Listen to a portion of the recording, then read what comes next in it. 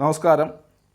Jyothiraj astrological ചാനലിൻ്റെ പുതിയൊരു വീഡിയോയിലേക്ക് എല്ലാ പ്രിയ പ്രേക്ഷകർക്കും സ്വാഗതം. 15/7/2026 മുതൽ 26 ദിവസങ്ങൾ ശുഭന്മാരിൽ ശുഭനായ വ്യാഴം മൗഢ്യത്തിലാണ് നിൽക്കുന്നത്. അതായത് 15/7/2026 ബുധനാഴ്ച അസ്തമയത്തിന് വ്യാഴത്തിന് മൗഢ്യം ആരംഭിക്കുകയും 10/8/2026 തിങ്കളാഴ്ച അസ്തമയത്തിന് അവസാനിക്കുകയും ചെയ്യും. ഗ്രഹങ്ങൾ സൂര്യനോട് അടുത്ത് ചില പ്രത്യേക ഭാഗങ്ങളിൽ പ്രവേശിക്കുമ്പോൾ മുതൽ മൗഢ്യം തുടങ്ങുന്നു. വ്യാഴം സൂര്യൻ നിൽക്കുന്ന ഭാഗയിൽ നിന്നും 11 ഭാഗ അഥവാ 11 ഡിഗ്രിക്ക് ഉള്ളിൽ പ്രവേശിക്കുമ്പോൾ മുതൽ വ്യാഴത്തിന് മൗഢ്യം തുടങ്ങും. അതായത് ഗ്രഹങ്ങൾ സൂര്യനോട് അടുത്തെത്തുമ്പോൾ സൂര്യൻ്റെ പ്രകാശ ധോരണിയിൽപ്പെട്ട് അവർ നിഷ്പ്രഭരായി തീരുന്നതിനെയാണ് മൗഢ്യം എന്ന് പറയുന്നത്. മൗഢ്യം ബാധിച്ച വ്യാഴത്തിൻ്റെ ശുഭഫലദാനശേഷി നഷ്ടപ്പെടുകയും അത് അതിൻ്റെ കാരകഫലങ്ങൾ ചെയ്യാൻ അശക്തനായി തീരുകയും ചെയ്യുന്നു. വ്യാഴം പ്രധാനമായും ധനം, ഭാഗ്യം, സന്താനം, ഈശ്വരാധീനം, ബന്ധുക്കൾ, ബുദ്ധി, ചൈതന്യം, ശരീരസുഖം, ശ്രേഷ്ഠത, ദാമ്പത്യസൗഖ്യം, കീർത്തി, സദ്ഗതി, വിദ്വത്വം, ഉത്തമ പ്രവൃത്തികൾ, സൗഭാഗ്യം മുതലായി പലതിൻ്റെയും കാരകത്വം വഹിക്കുന്ന ഗ്രഹമായതിനാൽ വ്യാഴത്തിൻ്റെ മൗഢ്യം എല്ലാവരെയും കൂടുതൽ പ്രതികൂലമായി ബാധിക്കുന്നു. ഈ സമയം ഈശ്വരാധീനം കുറയാനും പ്രകൃതിക്ഷോഭങ്ങൾ ഉണ്ടാകുവാനും സാധ്യതയുള്ള സമയമാണ്. കഴിഞ്ഞ ഏതാനും ദിവസങ്ങളായി മഴക്കെടുതി മൂലമുള്ള ദുരിതങ്ങൾ എല്ലാവരും അനുഭവിച്ചുകൊണ്ടിരിക്കുകയാണല്ലോ. എല്ലാ കാര്യത്തിലും പുരോഗതി കുറവോ അഥവാ മന്ദതയോ അനുഭവപ്പെടാം. വ്യാഴം ബുധനെപ്പോലെ തന്നെ വിദ്വത്വത്തിൻ്റെ കാരകഗ്രഹമാകയാൽ വിദ്യാഭ്യാസ രംഗത്ത് പ്രതിസന്ധികൾ നേരിടാം. മഴക്കെടുതി മൂലം വിദ്യാഭ്യാസ സ്ഥാപനങ്ങൾക്കെല്ലാം അവധിയായതിനാൽ വിദ്യാതടസ്സം അനുഭവപ്പെടുന്ന സമയമാണല്ലോ. ധനനഷ്ടമോ ധനത്തിന് ബുദ്ധിമുട്ടോ ഈ സമയം അനുഭവപ്പെടാം. ദാമ്പത്യബന്ധങ്ങളിൽ സ്വരച്ചേർച്ചയില്ലായ്മ അനുഭവപ്പെടാം. സന്താനങ്ങളെ കൊണ്ടുള്ള ദുരിതങ്ങൾ ഉണ്ടാകാം. ഏത് കാര്യത്തിലും ഭാഗ്യഹീനത്വം അനുഭവത്തിൽ വരാം. സ്ഥിരരോഗങ്ങളാൽ ബുദ്ധിമുട്ടുകൾ അനുഭവിക്കുന്നവർ ആശ്വാസത്തിനു വേണ്ടി വിഷമിച്ചേക്കാം. ബുദ്ധിക്ക് ജാള്യതയും ക്രയവിക്രയങ്ങളിൽ കാലതാമസമോ സാമ്പത്തിക നഷ്ടമോ നേരിടാം. ജോലിയിലും വ്യാപാര വ്യവസായങ്ങളിലും കൃഷിയിലും മറ്റും പ്രതിസന്ധികൾ ഉണ്ടാകുവാനും സാമ്പത്തിക നഷ്ടത്തിനും കാരണമാകാം. ഈ സമയം പുതിയ ജോലിയിൽ പ്രവേശിക്കുവാൻ ആഗ്രഹിക്കുന്നവർ പുനർവിചാരം ചെയ്യേണ്ട സമയമാണ്. പുതിയ സംരംഭങ്ങൾ തുടങ്ങുവാൻ ആഗ്രഹിക്കുന്നവർ ഈ സമയം തുടങ്ങാതിരിക്കുന്നതും നല്ലതാണ്. സാമ്പത്തിക കാര്യങ്ങൾ കൈകാര്യം ചെയ്യുമ്പോൾ കൂടുതൽ ശ്രദ്ധ വേണം. ആരോഗ്യകാര്യങ്ങളിലും കൂടുതൽ ശ്രദ്ധിക്കണം. മേൽപ്പറഞ്ഞ ദോഷഫലങ്ങൾ എല്ലാ നക്ഷത്രക്കാരെയും ബാധിക്കാമെങ്കിലും വ്യാഴം നക്ഷത്രാധിപനായ പുണർദം, വിശാഖം, പൂരുരുട്ടാതി എന്നിവരെയും സൂര്യൻ നക്ഷത്രാധിപനായ കാർത്തിക, ഉത്രം, ഉത്രാടം എന്നിവരെയും വ്യാഴമൗഢ്യം സംഭവിച്ച കർക്കടകൻ രാശിയിൽപ്പെട്ട പൂയം, ആയില്യം എന്നീ നക്ഷത്രക്കാരെയുമാണ് കൂടുതൽ ബാധിക്കാനിടയുള്ളത്. മറ്റുള്ളവരെക്കാൾ ഇവർ കൂടുതൽ ജാഗ്രത പുലർത്തണം. ഇനി മറ്റൊരു കാര്യം, പല ജ്യോത്സ്യന്മാരും വ്യാഴമൗഢ്യം കൊണ്ട് ഞങ്ങളുടെ നാളുകാർക്ക് നല്ലതാണല്ലോ പറഞ്ഞിട്ടുള്ളതെന്ന് കമൻ്റ് ഇടാതിരുന്നാൽ നല്ലതാണ്.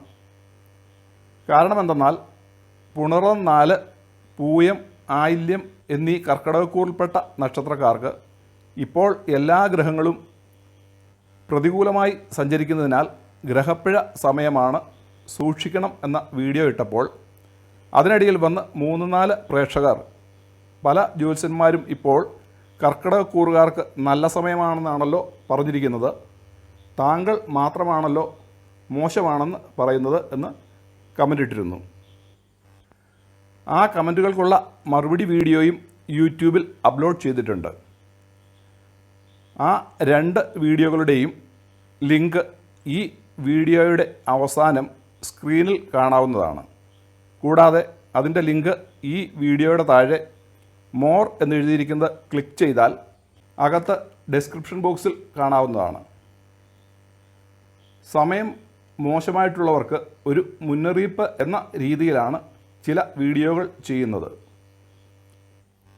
ഗ്രഹപ്പിഴ സമയം മുൻകൂട്ടി അറിഞ്ഞ് കുറച്ച് ജാഗ്രത പാലിച്ചാൽ പല ദോഷഫലങ്ങളുടെയും കാഠിന്യം കുറയ്ക്കുവാൻ സാധിക്കും. അതല്ലാതെ ആരെയും ഭയപ്പെടുത്താനല്ല ഈ വീഡിയോകൾ ചെയ്യുന്നത്. എല്ലാവർക്കും ദോഷഫലം അതേപോലെ തന്നെ ബാധിക്കണമെന്നില്ല. ഈ സമയം നല്ല ദശാപഹാര സമയം നടക്കുന്നവർക്ക് കാര്യമായ ദോഷഫലങ്ങൾ അനുഭവപ്പെടാതെ തന്നെ കടന്നു പോകും. ഗുണഫലങ്ങളിൽ കുറവ് വരുമെന്ന് മാത്രം. എന്തായാലും വ്യാഴത്തിൻ്റെ മൗഢ്യം 10/8/2026 തിങ്കളാഴ്ച അസ്തമയത്തിന് തീരുകയാണ്.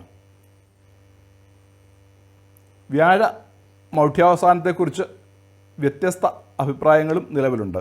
ചില പഞ്ചാംഗപ്രകാരം 12-ാം തീയതിയും മറ്റു ചില പഞ്ചാംഗപ്രകാരം 14-ാം തീയതിയുമാണ് വ്യാഴത്തിൻ്റെ മൗഢ്യം അവസാനിക്കുന്നതെന്ന് പറയുന്നു. ഓരോ പ്രദേശത്തെയും മാസങ്ങളുടെ ദിവസക്കണക്കിൽ വരുന്ന വ്യത്യാസം കൊണ്ട് സൂര്യസ്ഫുടത്തിൽ വരുന്ന ഏറ്റക്കുറച്ചിലാണ് ഇതിന് കാരണം. വ്യാഴത്തിൻ്റെ മൗഢ്യം അവസാനിക്കുന്നതുകൊണ്ട് എല്ലാ നക്ഷത്രക്കാർക്കും ആശ്വാസം കിട്ടുമെങ്കിലും വ്യാഴം ഇപ്പോൾ അനുകൂല ഭാവത്തിൽ സഞ്ചരിക്കുന്ന നക്ഷത്രക്കാർക്കാണ് കൂടുതൽ ഗുണഫലം കിട്ടാൻ പോകുന്നത്.